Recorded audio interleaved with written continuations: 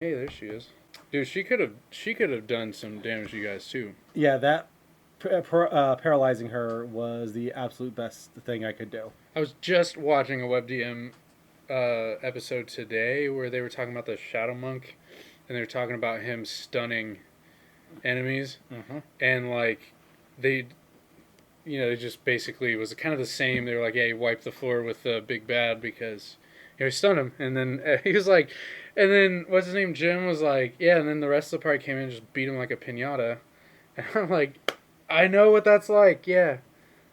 But that's one of those things. It's like you really can't get mad at players for using their resources and stuff, and you can get like building monsters, building bosses and stuff. It's like you can get really into it and really excited to see how the fight's gonna go down, and then you can't get mad though when the party uses their abilities and uses their like resources that you gave them. Yeah, but that you gave 'em. at the same time, if you look at it the way I can't remember who it was, they said they view it as the DM's just another player. Then you can get frustrated. The thing is, you just have to have built that trust with your party that they know that you're frustrated and nothing's going to come of that. You're not going to be that d bag that then does a party wipe. Oh And well, yeah, I think you've earned that trust with us that if you were frustrated, we're not going to be like, oh, how's he going to get us back? yeah. But there are some DMs that like, dude, I actually was just watching some YouTube videos, and they were actually talking to a bunch of DMs to get ideas on how to handle trouble parties. And Joe Manganiello, I think he's a great guy. I've seen him play a lot. I like a lot of his stuff. But he flat out says he's like, yeah, if I'm DMing and they're doing all kinds of stuff, I'll just wipe the party because that's what we do, and I think that's fun. I'm like, that is not my DM of I was choice. gonna say you can't say that's what we do. It's like, No, that's what he said. oh I'm like, yep, that is not my DM of choice. I'm not going to. But that's the thing. Like different DMs for different people. Some people like that really gritty, like really death-filled game, yeah. where the life of your character may only be a few sessions, and other people they like something a little different.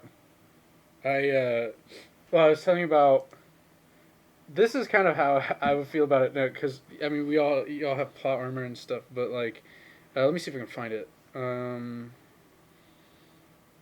Search for. I just saw a post there. He has got DM. Was it this one? Okay, this is what he says in his post. As a DM who's run this game for so long, the hardest thing that just kicks me in the gut is character death. Last night, though, was an emotional roller coaster. We saw the conclusion of 4 lives last night at our table, lives that have prolifically affected the stories of our campaign. I could seriously spend hours just talking about Kellen, Pardis, Dirk, and Lagaya. I know to most they may just be summaries on paper, but to me and many in our campaign world, they were hours of contemplation, countless thought into personal development, and a piece of imagination that will always be with me. To me, you will always be part of my world, and my world thanks you. I'm like, dude, that's like that shows that D&D is not just like a board game like the rest of them really. Like, I Well, mean, you can treat it like that. You can treat it like that, like Joe man, Manganiello. yeah, that guy. But it also depends on what kind of game you're playing, what are your characters. Like if you're just a bunch of murder hobos, it may not matter that your character died. Yeah, But that's also why we're a really backstory rich game. Because like you don't like so I've played lots of games where nobody has backstories. I've played lots and lots of games where like the DM has to pretty much not guilt, bribe. They have to bribe the players into having a backstory. The other game I'm playing, you get two magical items that the DM may actually create specifically for your character if you write a backstory. yeah. I was trying to explain some of that to the guy. I was setting up his character with him last night, and um, we were talking about like proficiencies, and we were talking about like items and stuff that you start with. And I was telling him like check with your DM for the, I'm. It sounds like he's wanting to run a game with me, like with us, but he has his IRL group too. And I said like I'm down to you can run them simultaneously if you want, but check with your DM, tell him your backstory or whatever, and they a lot of times they'll give you like an extra proficiency and history or something, and then maybe a specific, like a magical item. When I played the few weeks at Adventure League, I had a cleric. I was playing the Tempest cleric, and uh, I think the cleric. I mean, you're proficient like a Warhammer Mm-hmm. and stuff like that. But the mini, and actually the under cleric in the player's handbook is the exact representation of that mini, and he's carrying a maul. He has a maul. So I was like, can I use a maul with my cleric? And they're like, yeah, you'll have to forego your shield. And I was like, oh yeah, that's fine. Unless you get that But magical shield that floats around beside you. yeah, I didn't play far enough into that. But That's a little broken sometimes. yeah, Yeah. Well, and that's the thing. I've always had DMs that like, if you give them a good enough story, they kind of go with it, and like so, I try to be that player though that leaves enough open for the DM to be like, oh, all right, I'm going to steal from this story and write this in. You've been really lucky though, because like you've had a couple of people who have stories that they've left open for you to be able to add and take it and put in your world. Like the whole big thing we're doing with Droglar right now. Like that's his backstory. well, I mean, pretty much all you guys have open-ended backstories where it hasn't been resolved. Like Mm-hmm. Alistair's trying to basically figure out who he is. Uh, you're trying to figure out what you are, maybe. There's And a lot then- going on with that And one. then, and then Droglar's just trying to find his dad. Well, and then Stellan is essentially trying to. He's trying to find his I see it. halberd. I see it more like he's trying to find his honor. Yeah, maybe. Like, it seems to me. It seems like it's a little bit tied up in that. I don't think the character would be able to recognize that, though. Correct. Well, we almost got him to Like- that point. You gave him the opportunity for the book. Yeah. I still can't believe he turned that down. I was surprised at that. I was surprised. Well, that's why I brought it up though. When we all got together the other day, Yeah. so you could hear from him. He was like, "Yeah, I wanted to do that a couple times, but I like playing this character this way." I'm like, "All right." Yeah, I mean, and opinions or preferences and stuff can kind of change. I think, honestly, a smarter Stellan, it would change his character a lot. So, he's just got that like dumb, funny, whatever. I like it, but yeah, I can't remember what I was gonna say. But yeah, the backstories are kind of running there. I haven't forgotten about them, but being in Curse of Strahd, there's a lot of other stuff going on. Yep. But I have not forgot about the backstories and stuff, and I'm really curious as to how I know roughly what's going to happen if you guys survive. Well, I would say if you guys survive Barovia, we know you're going to, but there are certain things that that Barovia and the Curse of Strahd could affect post Curse of Strahd, and then also how you guys are gonna handle when you come back, because Ravenloft is a different plane, like it's a different area. Time could pass differently. There's I haven't decided exactly where you're all gonna be at, but just for the sake of explaining it, you could come back to the Sword Coast, and like you could come back inside Daggerford, and it'd be like, so did you go talk to those people outside? And it's like, we've been gone for like months, but they wouldn't know that. Or it could be like you could show up and Daggerford's in ruins, and it's like things have changed, and so it's like I don't really know. We're gonna want to see, and some of that I think is going to be contingent on stuff that happens towards the end of Curse of Strahd. Well, and you can always do. It's been done in sci-fi and fantasy forever, but you come back after a cataclysmic event, and then you have to do a quest to get back before it happens to stop it. Because once you monkey with time space one way, there's usually a way to monkey with time space another way. It's like it's been done like all the big sci-fi shows and like Supernatural and all that stuff, and it's been done in books since I think the first time I read about it was at a book written in the '60s. Dude, time is just crazy. Yeah. Time is just crazy because like I just now thought of some things too that would affect.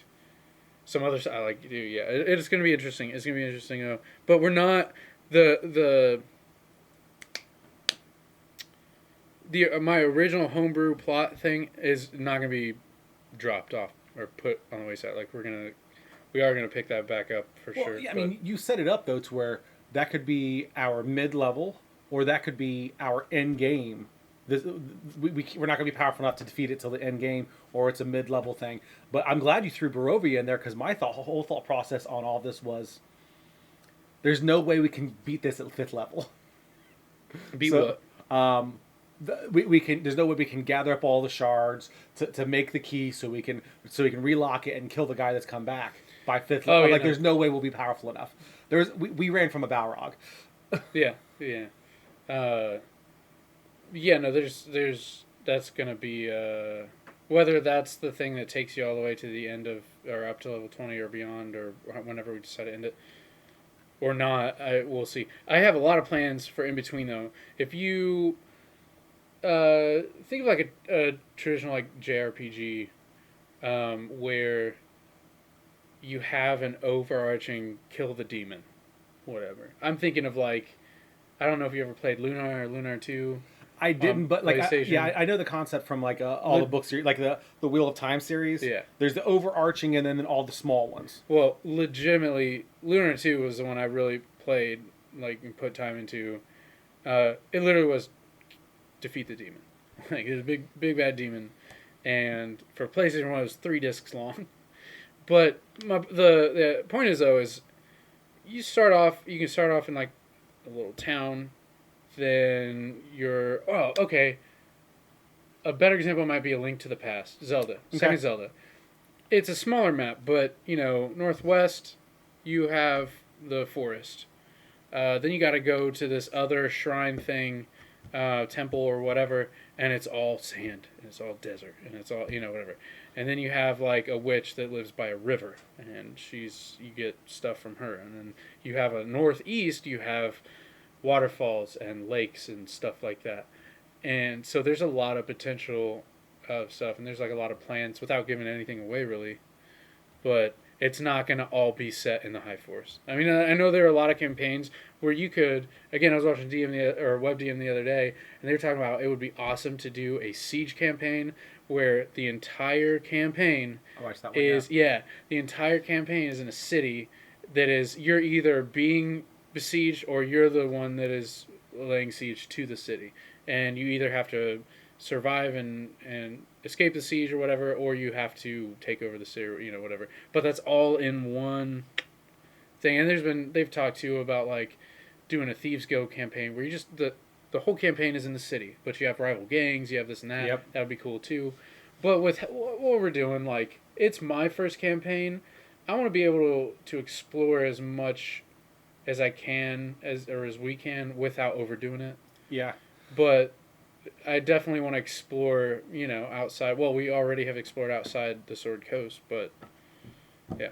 Yeah, I mean, we could always take it to the next level if you wanted to jump through the plains and stuff like that as well. Because with the characters we have, a lot of this is something that's in the realm of possibility. I mean, so like just with a nod. So high charisma, he's a good face if he needs to be, and high intelligence. That brings in a lot of stuff that you can do with planes jumping and having to interact with other people groups a lot. And then you've got then you've got a second face in the group, and we're different enough.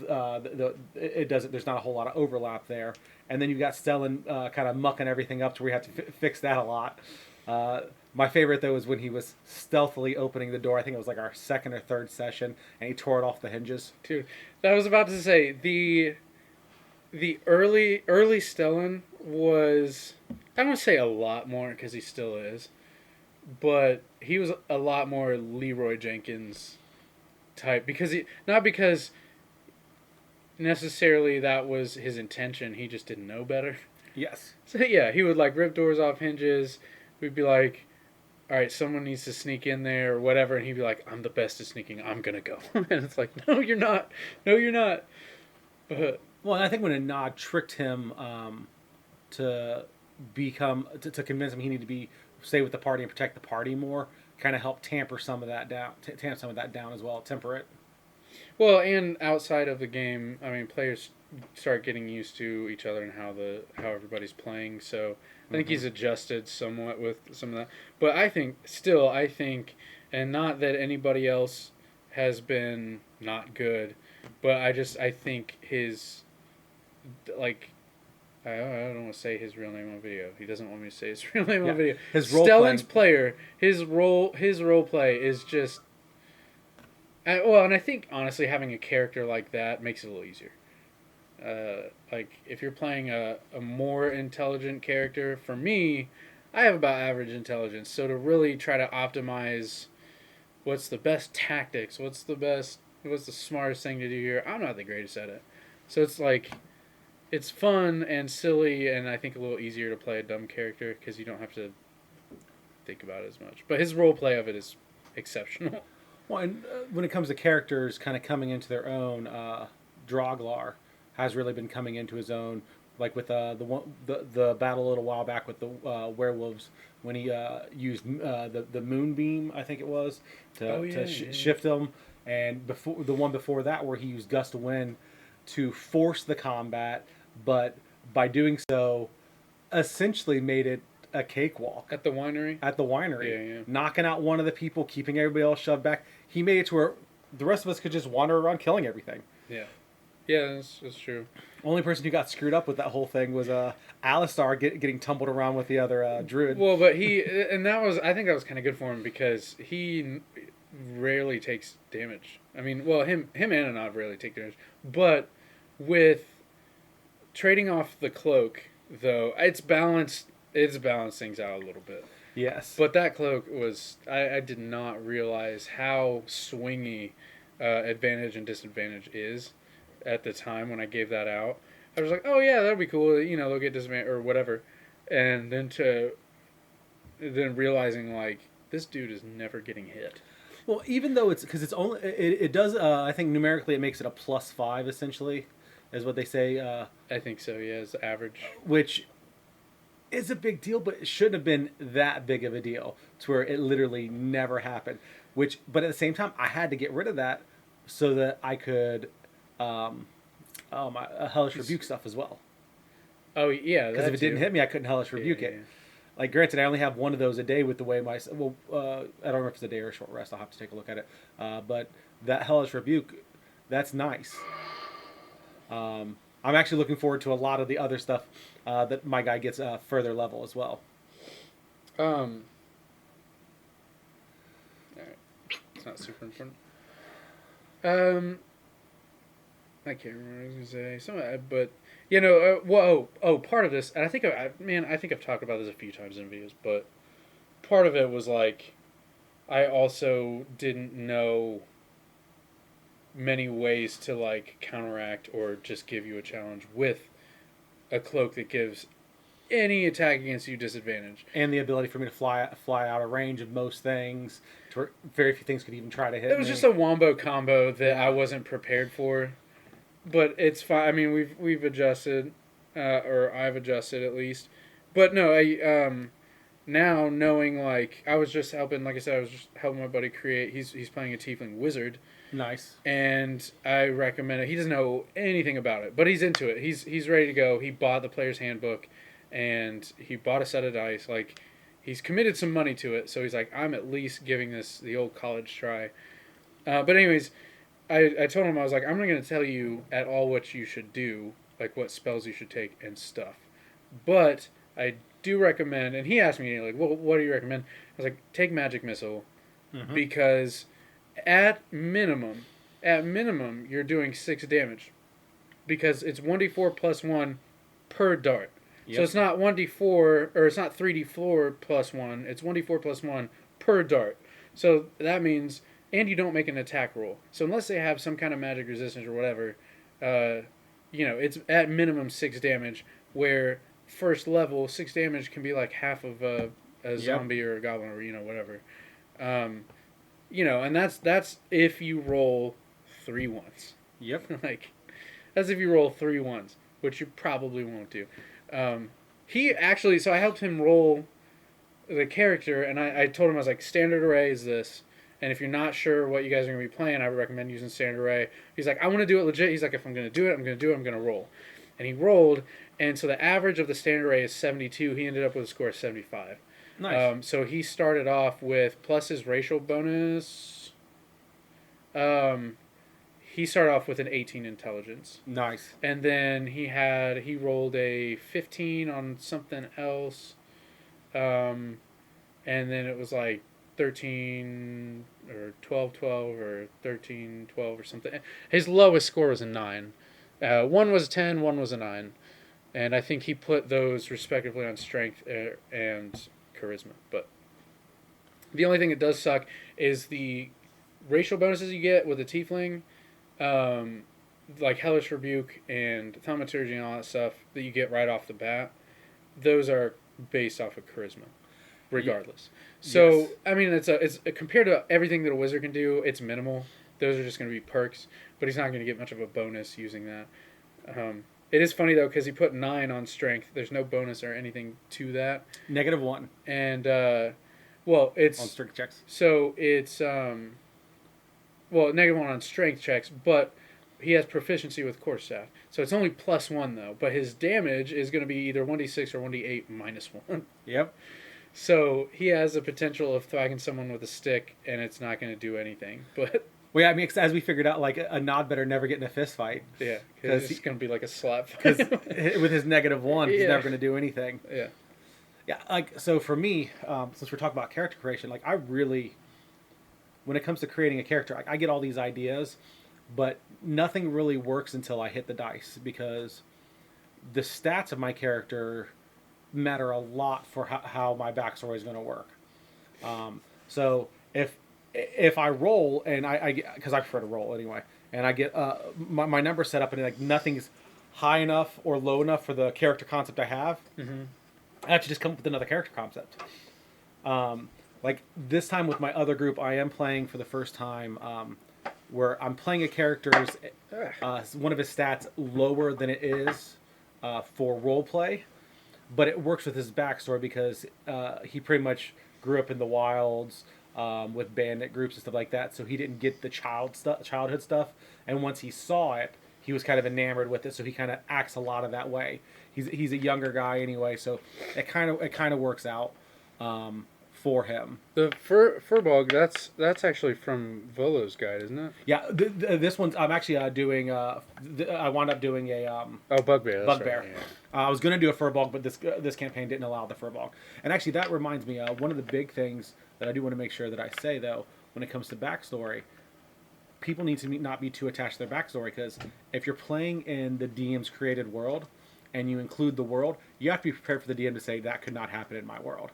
Because that's my first pass of my backstory for my other one. It's his entirely created, his entirely homebrew world. And I put in events that he had to agree with to happen around his world. He agreed with everything, but there was a chance he could have said no, that didn't work. And I mean, there was a chance with any backstory for that.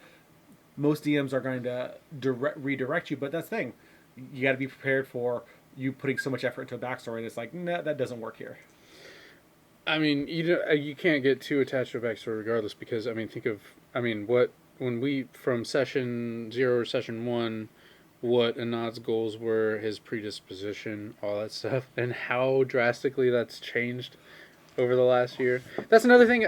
So the campaign's lasted so far. We've been playing for, I think it's end of March, beginning of April will be a year. Almost every week.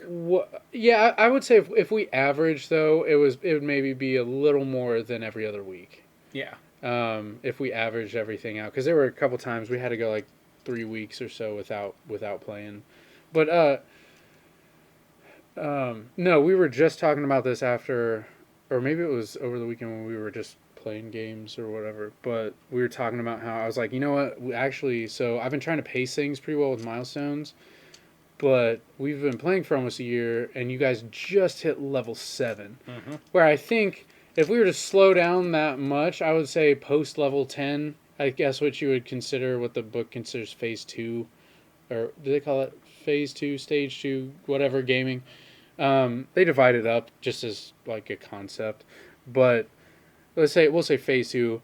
Um, I would say I could have sped up leveling up to level 7 to, or around there, level 10, maybe a little faster. And then once you get like level 12, stuff like that, then it would be like, all right, you guys are going to fight a couple bosses before you level up, or make it through a couple little scenarios.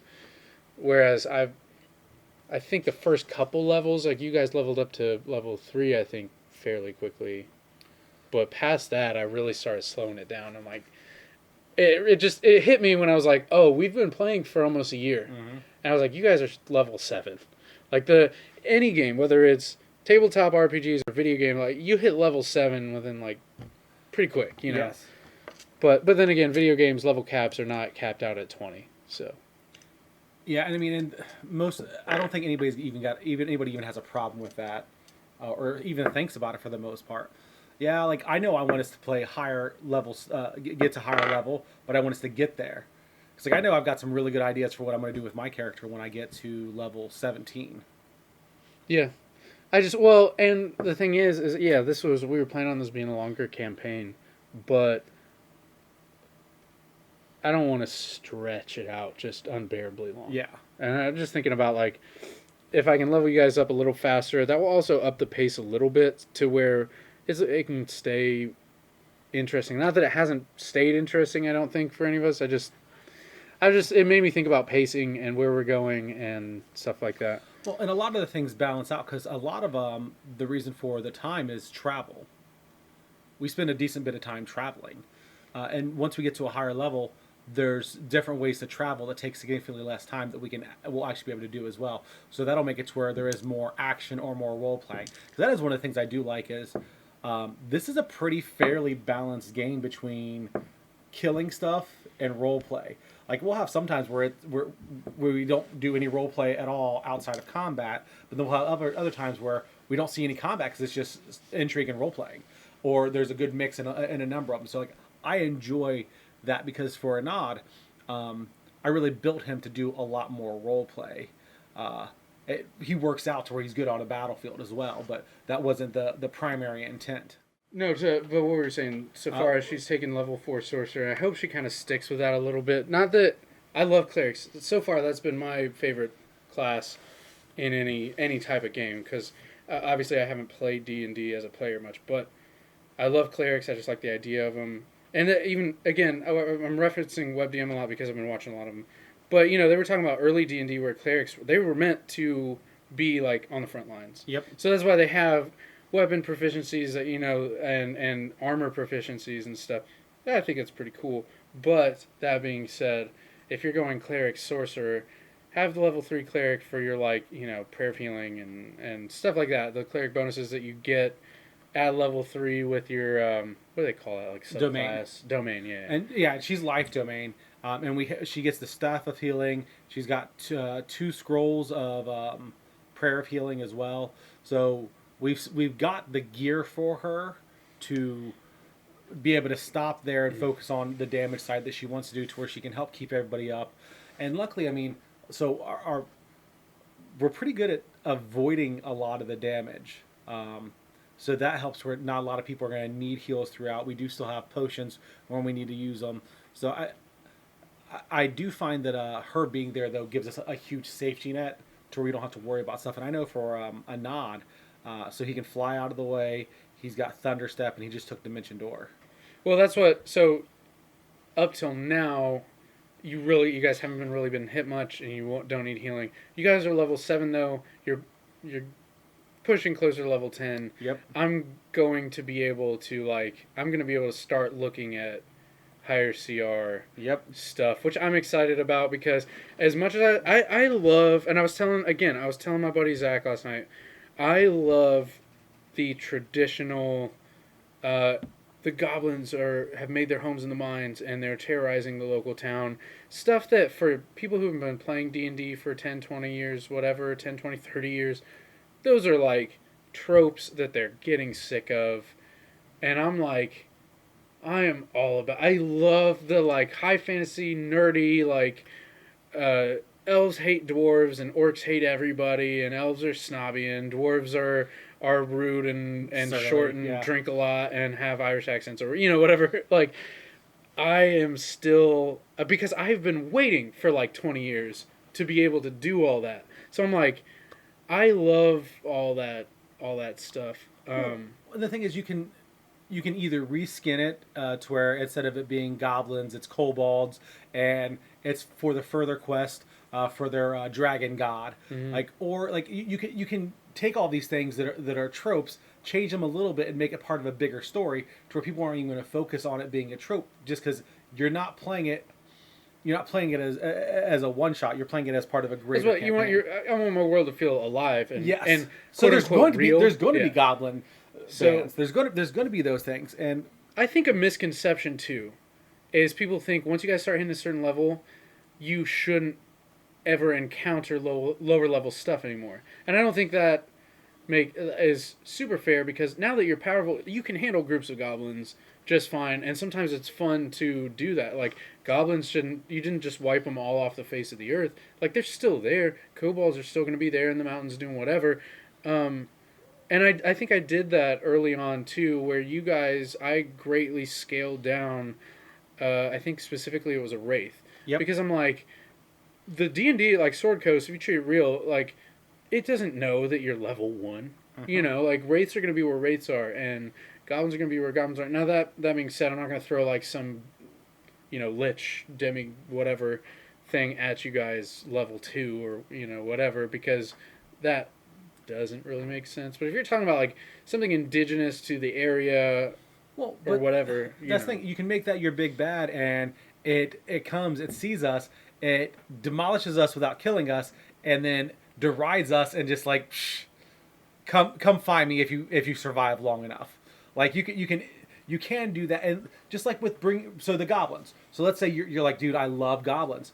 Give them class levels and send them at us. Yeah. They all of your bad guys don't have to be like you can take that level 16 fighter and just skin it as a goblin, switch its stats around as a goblin a little bit, and boom, like. That's the part that I love about D&D is because they make it easy by giving you the monster manuals, Volo's Guide to Monsters, like all these different resources. But you can easily just say, okay, I love this, but I want it to fight. I want this to fight them at this level. So how do I change it? Yeah. And there's a lot of guys out there that have good videos to help with that as well. Yeah, but I think that definitely takes a level of understanding from the power gamers slash like long time seasoned D&D players or rules lawyers or whatever, because then when you come across something like that and they're like, wait, goblins shouldn't be able to do that, and I was like, no, you're right, but you guys are level 7, so but at the same time, again, I think I seriously did mention this in a previous video. Not every encounter has to be this really intuitive, thought out challenge.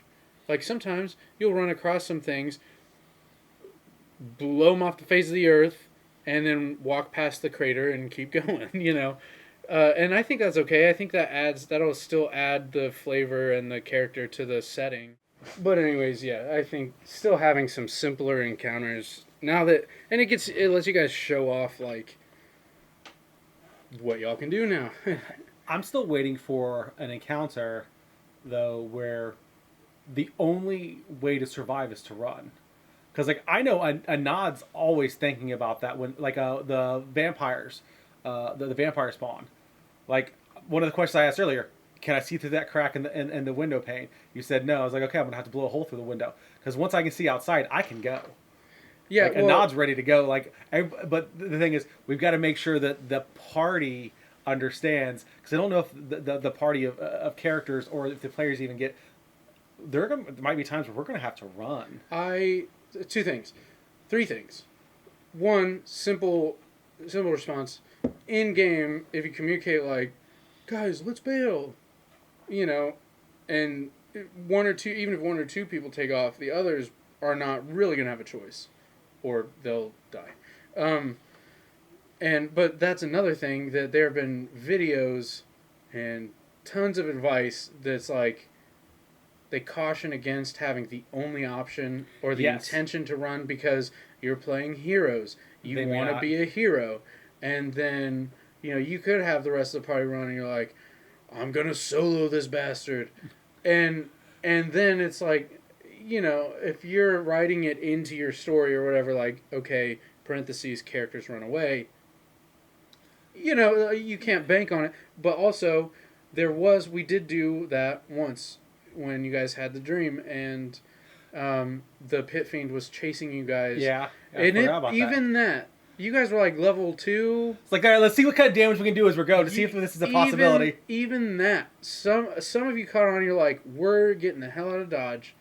Anand was trying to figure out how to kill him. And then some of you were seriously like, maybe we could kite him around. Maybe we can actually do so. And it was like, no, stubborn's not the right word, but you were hanging on, trying to like, let's take him on. Let's see what we can do. And as a DM, I'm not going to be like, okay, you're not going to be able to kill him, because that, I'm not. That's kind of breaking a fourth wall and then like railroading into that stuff. But yeah, no, there have been times where I'm like, okay, they should run away here. And actually, the Curse of Strahd module is like, they plan on that. Yes. And it's like, I have either avoided it because of all those cautions against it, or B, you guys are already higher level than what was planned to start in Curse of Strahd, so you were able to handle it anyways. But it hasn't derailed the campaign by any means. So. Well, yeah, 'cause like with the demon in that level, only reason why Anand was trying to see if he could kill it is because he never got hit. He was always keeping everybody else in between him and it, staying at the background. But yeah, once after like there was a couple of people that critted on it, and you're like, yeah, it doesn't seem to affect it that much. It's like, oh, it's time to go. But regardless, even if there was no DM liberties taken, he would have just swiped you out. Like, I mean, there's no question about it. Well, yeah, because he was much higher level. Because even if you guys had the smartest tactics at a level like 2 or 3 or whatever that was, we just didn't have enough. It was not gonna. But I don't know. I mean, it was one solo enemy versus 4 of you guys, but still, I think you were low enough level. Yeah, the only chance that I really felt like we had would have been knocking it down the hole where it couldn't have flown out. But it could have tried to climb out. Like, that was literally... That's why I was trying to get him into that room. That might... I don't think that I would have let that work, simply because he's... an intelligent creature as well. He's an intelligent creature. I think he had like a 17 intelligence or something like that. And you're kind of like in his realm, Yeah. so... But anyways, I don't know. I don't really have a whole lot else that I could talk about without running the memory card into the ground. Or Fine with another that. battery. But I don't know. I don't know.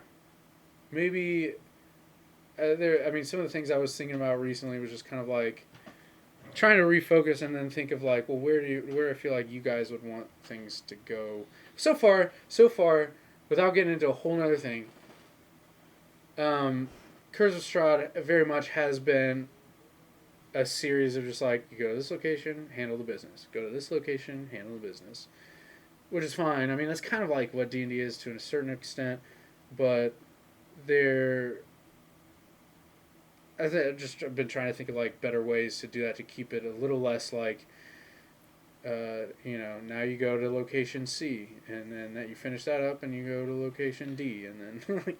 Well, I think that now that we've finished up the Voctor quest area kind of thing with Vallaki, once we're totally done with Vallaki, the party's going to definitely be a lot more invested in where to go, because some of them are wanting to go to the castle. Nod's going to do his best to convince them to go to the Amber Temple, because he was told there's power there.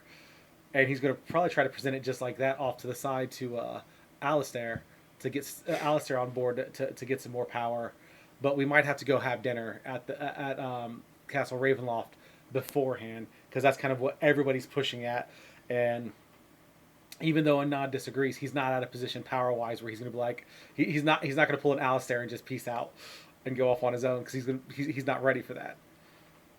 So there's that. Like I know after this, after the Barovia, like there's a lot of stuff that the people, different people are wanting to do. So like once we get out of there, I know there's going to be a lot of discussion about going to the high force, how what we're doing with our land. We're going to keep doing that. I know Anod wants to go way down south to the Warlock's Crypt because he's looking for Warlock power. And like to him, that's where you get like a Rod of the Pact Keeper or something like that, which is a Warlock only item. I was trying to think of at what point, because I think at the very beginning with an odd story, there was a like I'm gonna go search for power, but it wasn't quite a like I'm going to go search for more power, and now that's kind of like That's an overwhelming thing because before it was, you know, I'm going to live my life and keep this stuff, keep eyes open for this while trying to do things to be helpful. But Strahd has ignited that lust for power in him, seeing how Strahd is has really gotten him to where he's like, okay, no, I need to have more power. The fact that the party uh, the last time actually was really good. Like there wasn't a lot of selfishness or anything like that. But like the party, the way that the party's kind of grabbing things for power as well, makes them realize, hold on, maybe this isn't the bad thing I thought it was. So I shouldn't kind of do it secretly and hide it. I can do this. I can be open about this. But he's still keeping a lot of his things secret. But the part. So some of his story, he's figured out we're in a pocket universe. We're in a pocket wait, dimension. that's not really hard to figure out. I know. Simply because of what it is Yes. and what it looks So like. since he's figured that out, he understands how scrying works. So he's not as worried about his patron scrying on him. So he's a little bit more open about that because he doesn't feel that presence over his shoulder, watching him. I thought you were about to say that like people in this realm wouldn't be able to scry on you now. And it's like, No, from outside of true. he's not as afraid because with time dilation and all that stuff, because he kind of thinks there is from the fact that the stories he got from when Droglar came in, the timeline was different than it should have been from his perspective, and then the little bit of information he got from when Michael joined us and when Saphira first joined about where they were in the world when things happened. yeah. He's starting to get the inkling, so he's like, okay, I don't need to hide it as much here, and he really does want the party to have a better understanding of him, because once he's out of here, he's going to go back a little bit more to who he was, because now he knows his patron could be anywhere. Yeah, that's true. Yeah, it'll be interesting to see how that plays out. But we've got a lot going on with it, so I'm Yeah. really looking forward to as the campaign goes forward. Yeah.